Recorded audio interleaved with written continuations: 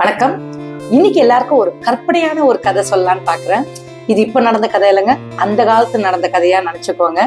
அந்த டைம்ல பாத்தீங்கன்னா எதுக்குமே ஒரு கலர்ஸ் இருக்காது, நிறங்கள் எந்த ஒரு பொருளுக்குமே எந்த ஒரு உயிரினங்களுக்குமே இல்லாத டைம் அது.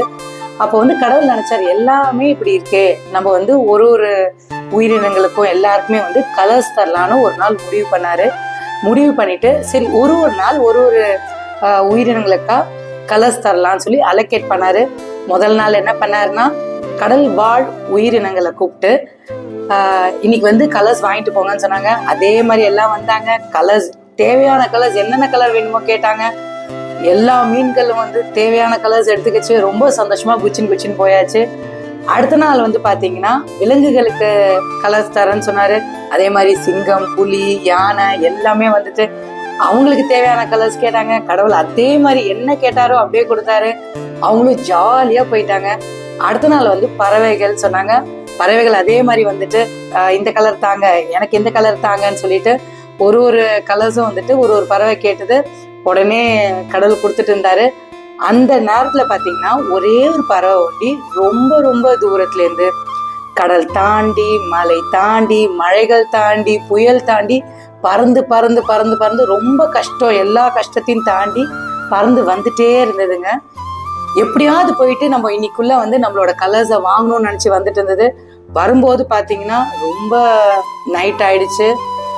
கடவுள்கிட்ட கலர்ஸ் தீர்ற நிலைமையில வந்துருச்சு. கடவுள்கிட்ட வரும்போது கடவுளாச்சே, அவருக்கு நல்லாவே தெரியுதுல இது எவ்வளவு கஷ்டப்பட்டு வருதுன்னு. அதால கடவுள் என்ன நினைச்சாரு, ஒரு திருவிளையாடல் இந்த பறவை கிட்ட பண்ணலாம்னு நினைச்சிட்டு கடவுள் என்ன சொன்னாரு, என்ன இத்தனை மணிக்கு வந்திருக்க, என்கிட்ட கலர்ஸே எதுவுமே இல்லையே, இப்ப பாரு கொஞ்சம் கொஞ்சம் தான் இருக்கு, நான் என்ன பண்றது, கலர்ஸ் எல்லாமே தீர்ந்து போச்சுன்னு சொன்னாரு. அப்போ என்ன ஆச்சுன்னா இந்த பறவை இல்ல கடவுளே, நான் ரொம்ப தூரத்துலேருந்து வரேன், நிறைய தடைகள் தாண்டி ரொம்ப கஷ்டப்பட்டு வந்திருக்கேன், எனக்கு கண்டிப்பா எனக்கு கலர் வேணும், எனக்கு நிறங்கள் கொடுங்க அப்படின்னு சொல்லும் போது சரி கடவுள் பார்த்தாரு. சரி வெயிட் பண்ண அப்படின்னு சொல்லிட்டு எல்லா கலர்லேருந்து கொஞ்சம் கொஞ்சம் அந்த பறவை மேல தூவி விட்டாரு. ரெட் கலர் எடுத்து தூவி விட்டாரு, எல்லோ கலர் எடுத்து தூவி விட்டாரு, ப்ளூ கலர் எடுத்து தூவி விட்டாரு. அப்படி தூவி விட்ட அப்புறம் பாத்தீங்கன்னா வந்த பறவையோட கலர்ஸ் என்ன பறவை பத்தி பேசுறேன்னு தெரியுமா, பஞ்சவர்ண கிளி. அந்த பஞ்சவர்ண கிளியை பார்த்து நம்ம வியக்காத ஆளுகளே இருக்க முடியாதுன்னு நான் சொல்லலாம். இதுல இருந்து என்ன புரியுதுன்னா, பஞ்சவர்ண கிளி நினைச்சிருந்தா அந்த மழைகள்லாம் தாண்டி வரும்போது முடியாம இருக்கும்போது அப்படியே அங்கேயே நின்றுருக்கலாம்.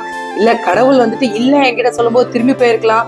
அப்படி இல்லாம ரொம்ப ஆர்கியூ பண்ணி கடவுள்கிட்டே ஆர்கியூ பண்ணி தனக்கு ஒரு கலர் வாங்கிச்சு. இந்த ஸ்டோரியில இருந்து நம்ம தெரிஞ்சுக்க வேண்டிய விஷயம் என்னன்னா, விடாமுயற்சியுடன் தடைகளை தவிர்த்து நேர்மையான முறையில நம்ம உழைச்சா எந்த ஒரு நியாயமான விஷயமும் நம்மளுக்கு கிடைக்க வேண்டிய விஷயம் கிடைக்காம இருக்காதுங்க. அது கடவுளே நினைச்சாலும் அதை தடுக்க முடியாது. நம்ம தளபதி விஜய் சொல்ற மாதிரி கிடைச்ச வண்டியில ஏறி நடச்ச இடத்துக்கு போக முடியாது. நம்மளுக்கான ட்ரெயின் வரணும்னா நம்ம கொஞ்ச நேரம் பிளாட்ஃபார்ம்ல காத்திருந்துதாங்க ஆகணும். இன்னொரு வீடியோல உங்களை சந்திக்கிறேன். தேங்க்யூ.